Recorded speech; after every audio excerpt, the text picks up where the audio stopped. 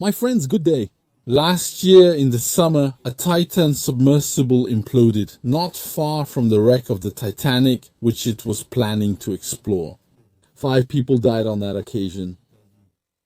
Today, the United States Coast Guard investigating this incident released images and shared a number of details about the Titan and its operation, and then potentially how things happened. So let me tell you, inside this submersible, at the moment it goes underwater, when it is launched, there is a submersible. By the way, the difference with the submarine is that the submarine is a completely autonomous vessel or vehicle. It can travel between ports and countries. It has its own engines. It can travel long distances underwater or on the surface. Whereas a submersible is dependent on a surface ship that will put it in the water. It will go somewhere to explore. It has small engines that allow it to move around a little, but it won't be able to go very far. And then afterwards it comes back up and is retrieved. The Titan is a submersible built by OceanGate, the company that was founded by 2 people. One of them is Stockton Rush. Stockton Rush died in the implosion because he was piloting this craft. I have to say in his memory that he was someone who truly believed in his project. He could have been a typical chief executive officer or president. He would be on the surface on the Polar Prince, which is the mothership of this ill-fated expedition. That's 501. Inside the submarine, there would have been a Joe Bar, an intern, a student paid peanuts, right? It's much easier to manage. A friendly settlement with the families offering compensation, that you end up in a nightmare like the one I'm about to describe. So I was saying that Stockton is someone who went to Princeton, an extremely prestigious university. He did a Master of Business Administration at Berkeley in California. He worked at McDonnell Douglas in the military division. He was a test engineer. He wasn't a pilot. He always wanted to become an airline pilot, but his eyesight prevented him from getting the Class 1 certificate. His skills were absolutely necessary for this kind of activity. So as I was saying, they were put in the water.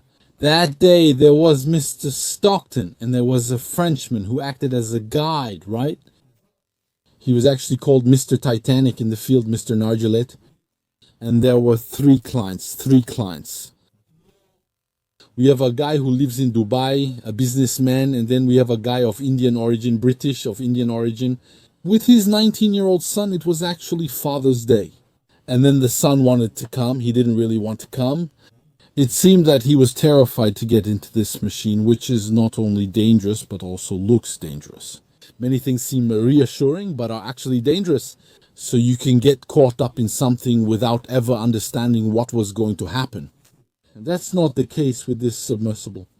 Right from the start, it looks very rough. It looks extremely worrying. I know a lot of people who would have refused to dive in a machine like that. If it had been in a public swimming pool under, put it in the North Atlantic where the depth is 3,770 meters. It's true that it takes a lot of money. You need a dose of courage, a lot of recklessness, and on the child's part, a lot of self-sacrifice to please his father. There were recently public hearings about the practices of OceanGate, which OceanGate wanted. At the beginning, when it was founded by Stockton, it wanted to democratize things in some way. Underwater travel, underwater exploration, they wanted to turn that into a fun experience, and we understand that. And we can only applaud the initiative. Unfortunately, it ended badly under. He wanted to buy a submarine at first, but there aren't many submarines, even if you have money on the table. Where is it? Where are you going to buy a submarine? So he decided to build his own. At one point in 2007, when Steve Fawcett died, he wanted to buy his submersible. The family refused to sell, and this submersible also didn't meet OceanGate's requirements. Why? Because Fawcett's submersible could only take 1 person. James Cameron was in a submersible that holds only 1 person. A steel sphere 6.5 sm thick. It can reach the deepest place on Earth, including the Mariana Trench. But inside it's extremely small and cramped. You need a pilot, and then you get him in, you help him. His knees are bent like this. He can barely move his feet, barely move his fingers. He's surrounded. Oxygen tanks, devices, and gadgets are everywhere. and then he's locked in like in a little box, literally, for a minute. And they throw him into the water. Psychologically, it's extremely hard to be in a place like that. Imagining the noises, the extremely threatening environment, right? Can something like that make the experience truly nightmarish, like with the Titan? So, in the documents that came out, the plans, the analysis documents, all of that provided by the American Coast Guard, I was saying, well, we're learning a bit more about how the Titan was built. The Titan, according to its specifications, was supposed to be able to carry several people. So that's why the spherical shape, which is generally the strongest and most recommended for this kind of object, couldn't be used. So they chose a cylinder which is easier and less expensive to manufacture and offers more interior volume. That's why the Titan had a cylindrical shape. So we'll see Stockton Roche's touch, we'll see the pilot, the airplane pilot, and we'll see the airplane technician in all of this. Sometimes with some completely incomprehensible oversights. Let me give you an example. There was a story mentioned during the hearings where there was an absolutely terrifying security lapse. You know, the Titan, it has a cylinder and a sort of dome. We'll talk about it a bit more in a moment. We have a dome here and another one here. They each weigh nearly 2 tons. Once people are inside, we're going to hold it in place. We're going to bolt it down. With 18 nuts, that's 18 nuts. This object weighs 2 tons, so it's very heavy. Stockton told them to use for only. Why? Because we'll talk more about it in a moment. He assumed that the forces of water, the force of water pressure would be exerted on this cap. It will press it down so that we don't need to use more nuts than that. 4 would be enough. Yes, here, that's correct in a certain sense and not in another. Should I tell you why? Because yes, it's true that the forces, we agree, it's undeniable that the pressure forces will crush this cap against the cylinder. Yes, that's true. Except that this is not a completely correct way of thinking, because you can never predict other forces that may arise. Shear forces, it can be stretched. There are other forces that can come into play. You also have to anticipate those forces. He didn't. So what happened at one point, while the crane, there's a crane that's lifting that object. Well, at one point there were people inside, there were tourists inside. At one point that cap hit something and it popped off. The 4 nuts were ripped off completely like bullets from a rifle. They flew off and that cap fell, terrifying the passengers and destabilizing that object. Because losing a 2-ton piece will destabilize everything and could have crushed 1 or 2 people when it fell. So it was very dangerous. That's why he later insisted we take everything down, but there were still many shortcomings. He wasn't well known, was he? No, his undeniable genius. He was someone who wasn't known for having a strong safety culture. For him, safety was that thing that would get in his way, block his innovation. He wanted innovation above all else, and he did innovate, of course. Up until his death, when he paid the price in a particularly innovative way. In one of the Guard Code America documents, you can see that he used fiber. The hull was made of wound fiber. It's fiber that comes from aviation. And on top of that, it's fiber that has exceeded. Why did he buy it for next to nothing? Why did he get it maybe even for free? It's because it was fiber that was past its date. When the fibers are supplied, there's a date on them and they have to be stored properly. But we can't use them after the date. But the ones we bought had expired. Now, the problem with expired products is that they will never be stored properly. If something is destined for the landfill because we can't use it, we could potentially just leave it outside. Rain, sun, snow, it endures it all. For years, no one cares since it's headed for the trash anyway. That's what he bought, and he already bought the fiber in the first place, which was basically defective, not usable. So he's going to wind it, right? Have it wound, and after the caps will rest on a kind of disc. In metal, there's a metal disc that he's going to put at each end of his cylinder. So how do you attach the disc? A metal disc. How do you glue it? I said the word, how do you glue it? To the fiber, to the carbon fiber. I hope I didn't say optical fiber before. It's carbon fiber, of course. If I said optical fiber, please just correct me. So how does he glue it? The Coast Guard document tells us that he used glue.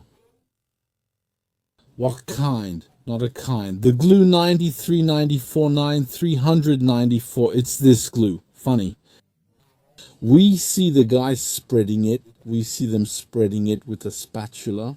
All that effort just to get a somewhat even layer. It's clear they're not using a laser.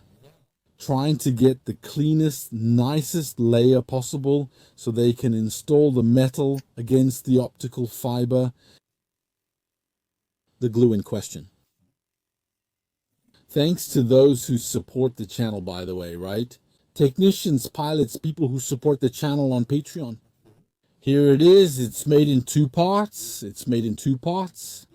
If someone needs their glue, we're heading to my place. It's a glue that's made in. There are 2 elements that you have to mix to make it. And actually, if you look closely there, you see it's that one. It's the 9394. You look 9394. It's written here too, isn't it? So this is our glue. Now, I'm not going to open it in the car because you see the pictograms on the back. They're pretty worrying, aren't they?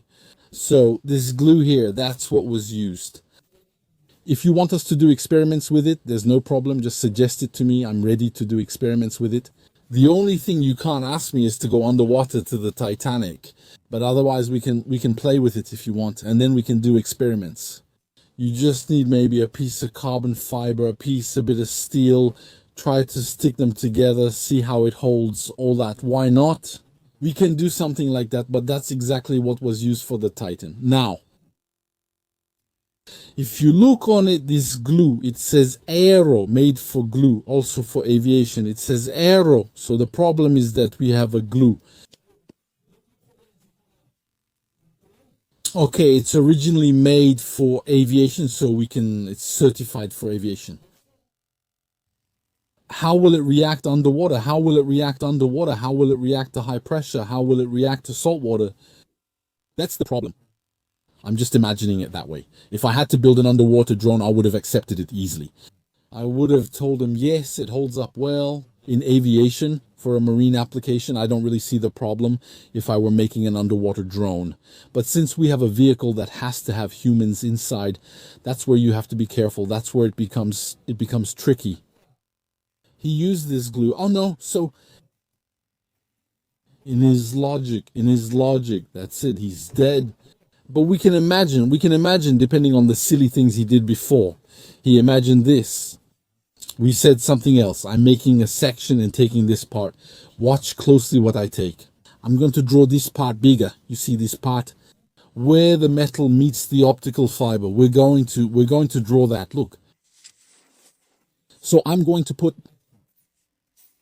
a groove like this in metal, okay, like that.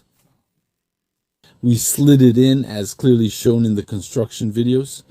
We slid it inside, that's it. We slid it. This is the wall or the side of the submersible, right? That goes like this, which is made of fiber, of carbon fiber embedded in a matrix. And the glue I was telling you about, where is it? Now, the glue I was telling you about, I just showed you. Where is it? Well, the glue, it's here. Let me show you. The glue is here. What I'm showing in red, that's the glue. All right. And the cap afterwards, the cap made of 2-ton steel, or rather titanium. It keeps going like this. It keeps going over there. It keeps going on that side. And it does this, right? You see the thing? I want this to be clear. It's important. Now, the glue, it's going to work here. How is this glue going to work? It's going to work in compression. Can it work in shear? No, not really. It can't work in shear, but it was clever. This glue works in compression and has excellent compressive strength.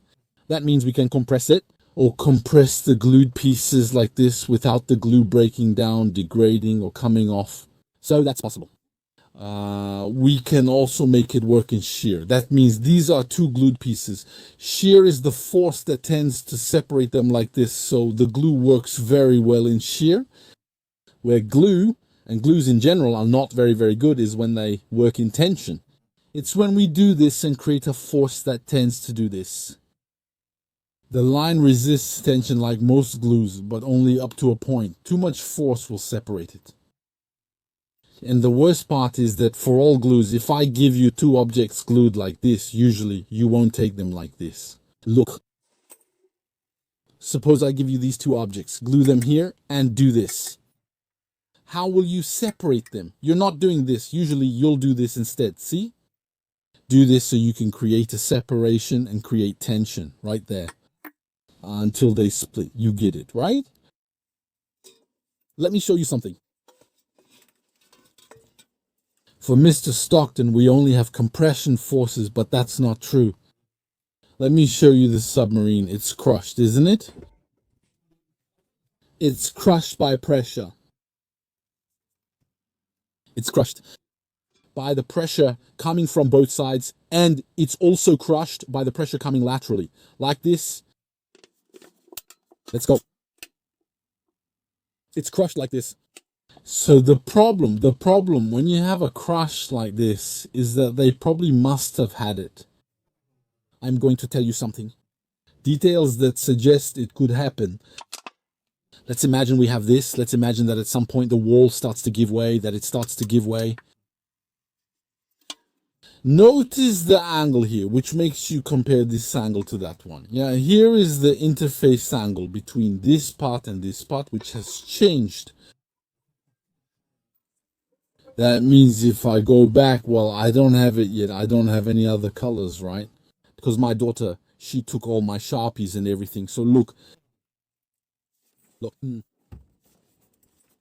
She tends to do that. Subtitling. I'm exaggerating.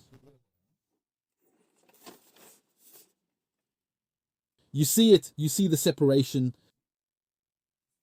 Because my submarine that was like this.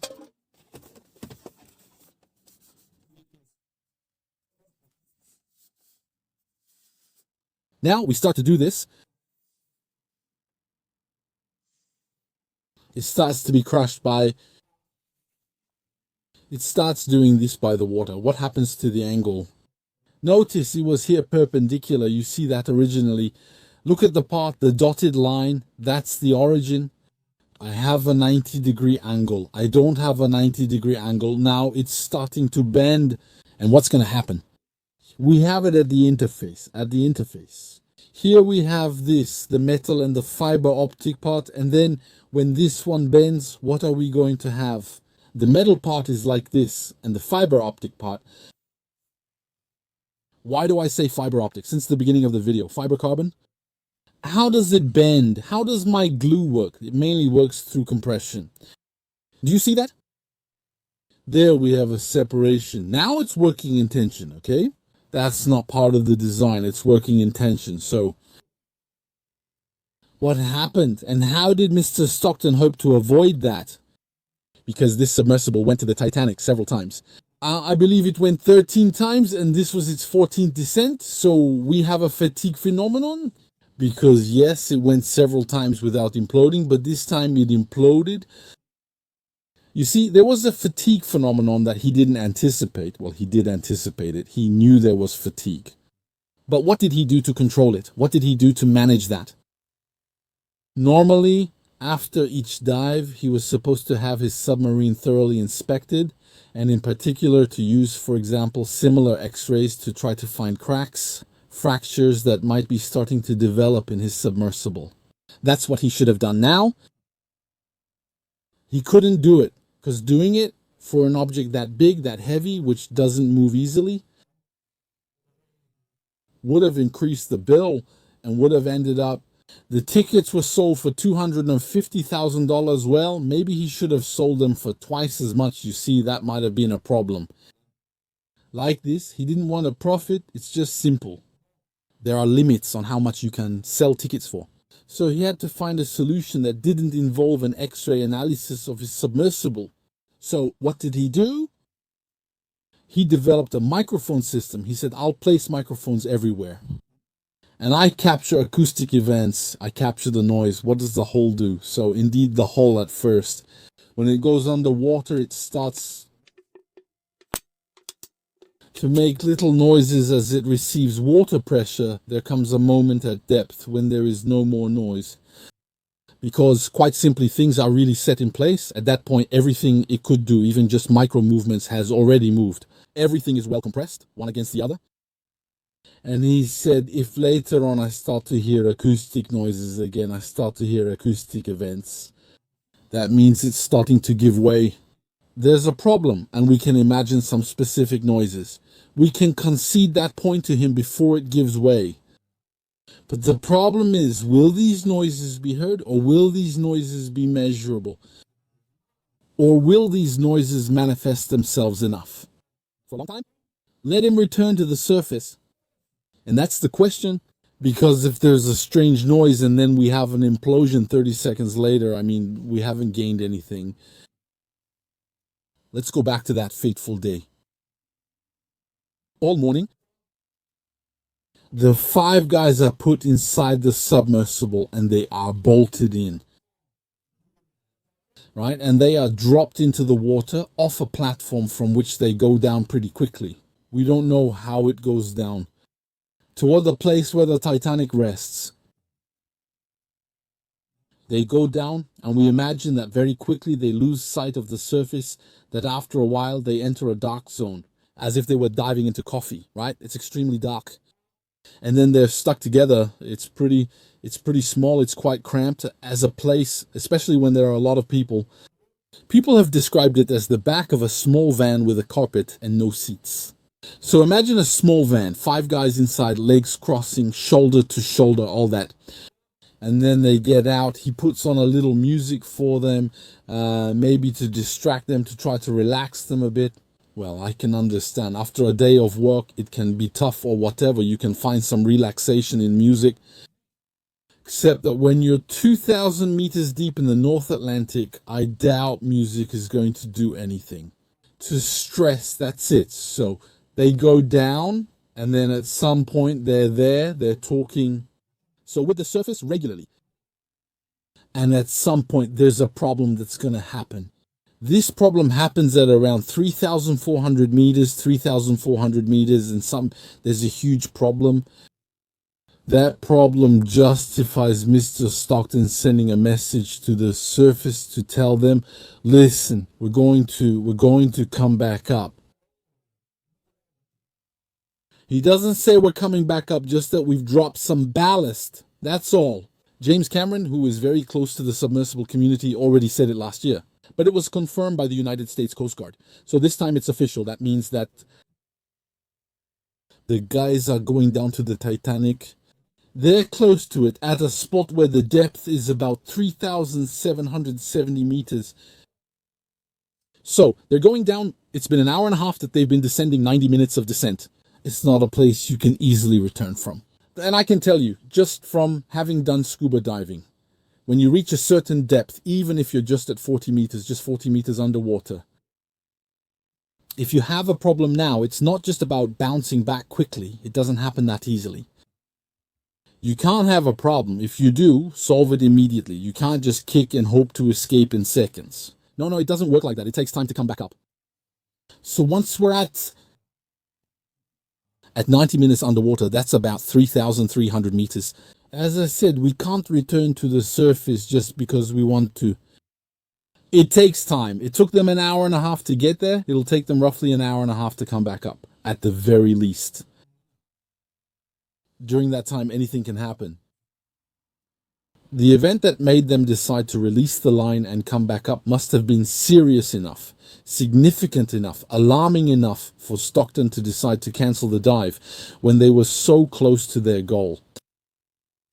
He has clients who paid. There is almost maybe $750,000 that was paid to be there. He's only 300 to 400 meters from the Titanic. He'll be there soon. And what is he doing? He cancels the dive and resurfaces. So it's probably that at that moment something is on him. What? Can we guess? Maybe a loud noise, a deformation, something serious enough for him to say, okay, let's go back up. We'll come back another day. There, maybe, I think it's probably the beginning of the deformation, the beginning of that deformation. So probably the wall maybe formed a pocket or started to break apart and then pushed inward. So at that moment, what we're gonna have at the level, right?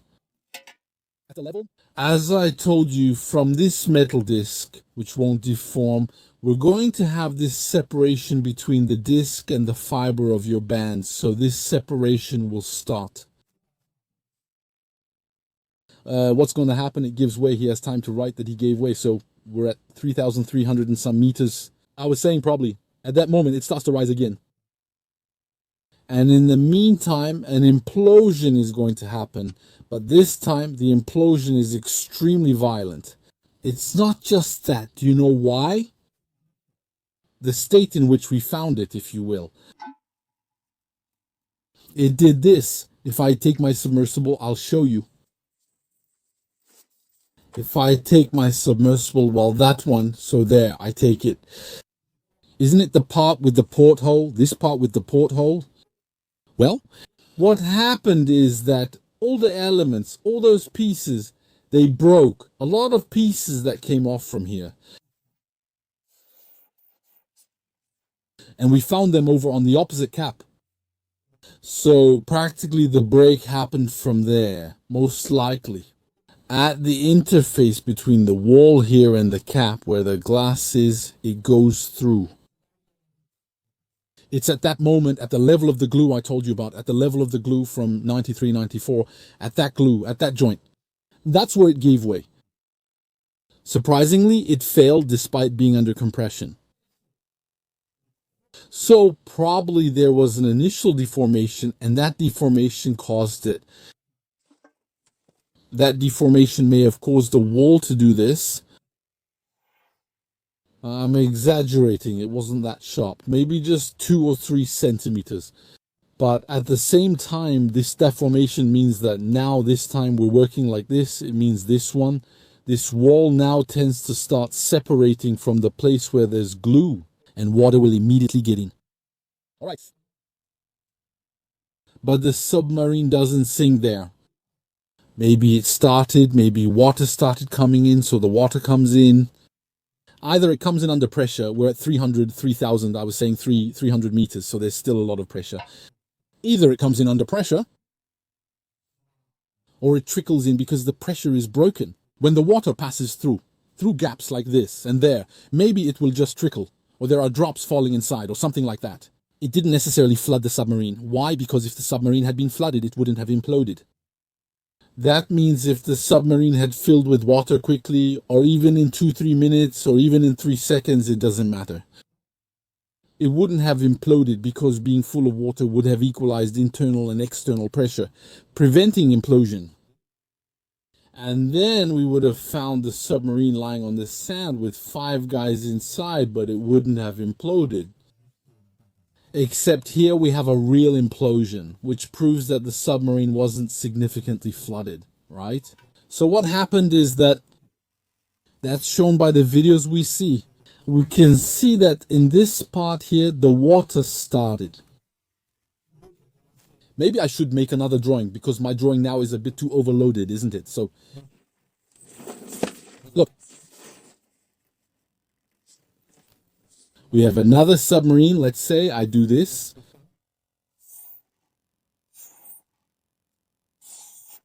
The window is there. Okay, so we're starting to get a deformation here. The guy says, we're going up. He starts to go up. At that moment, we have a break at this level here and at that level there around this connection area. With this cap, the pieces here start to come off, and that happens in a fraction of a second.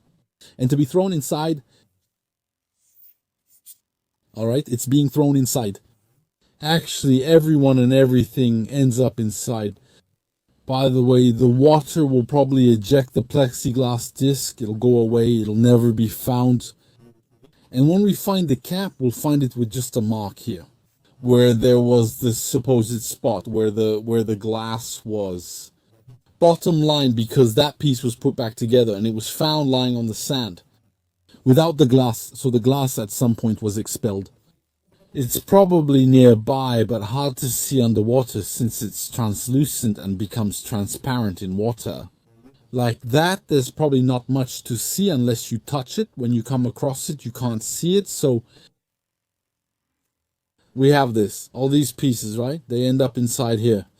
And then it falls from 300 to 400 meters because the event happened at 3,346 meters. There you go. The number comes back to me. And then the pocket submarine that explores, or not a pocket submarine, the automatic submersible that explores. Well, it was at 3,770 meters, so they dropped 400 meters down to the bottom. Death was instantaneous. Death was instantaneous, even though, unfortunately, they knew they were going to die at some point because there were enough signals showing that it was over, that this was it. You made the wrong decision. That's the moment to pay. That must have happened. There you go, my friends. That was the story of Titan. I'll probably talk to you about it again when the report comes out. The final report, we'll see which sequence of events the United States Coast Guard will focus on. But there you have it. It still cost the lives of 5 people. Thank you for watching. If you have an idea, we can try the experiment with this glue. See you soon.